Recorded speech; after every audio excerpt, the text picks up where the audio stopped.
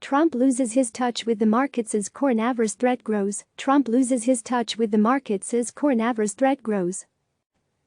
The stark news came in shortly after noon on Wednesday. The Dow Jones Industrial Average dropped almost 10%, wiping out all the gains logged since President Donald Trump took office, thanks to investors craving more government spending to offset the impact from the coronavirus. As the freefall commenced, the president was at the White House podium, leading the now daily coronavirus task force briefing on the latest measures being taken to mitigate the public health crisis. Despite the president's reassurances that the country would win, the markets heard otherwise. Military intervention, closed borders, talk of recession. Trump has often dismissed market fluctuations as part of a natural correction, but several people close to the president say he places as much importance on the health of the Dow Jones Industrial Average for validation of his job performance as he does on his polling numbers. Unlike previous presidents, who traditionally avoided trying to influence the market, Trump's closest advisors say he's not concerned with fueling market volatility every time he appears at the podium. In part, he doesn't believe he's to blame, said a senior administration official. He's slugging it out day by day, said the official, referring to the president.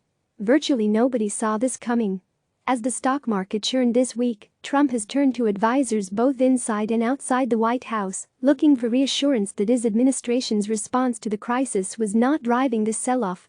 For days, he has pointed to a Saudi-Russia oil price war and to the virus itself for dragging down the markets, and has sought to calm those around him that the market nosedive won't hurt his bid for re-election.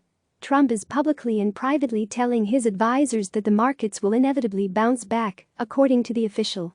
Not everyone agrees with him, but that's what he thinks, the official said. While some of Trump's advisors prefer a more cautious approach, in the end, they say that the markets will respond, regardless of the time of day the president addresses the nation. Getting information to the American people as often and as quickly as we can is the top priority, said White House Press Secretary Stephanie Grisham. In his Oval Office address last Wednesday, the president announced the first in a series of travel restrictions on a handful of European nations, sending stocks plummeting the next day and leaving many to fear the worst. But Trump got a jolt of adrenaline from reaction to his news conference Friday, when he appeared once again during the last 30 minutes of trading.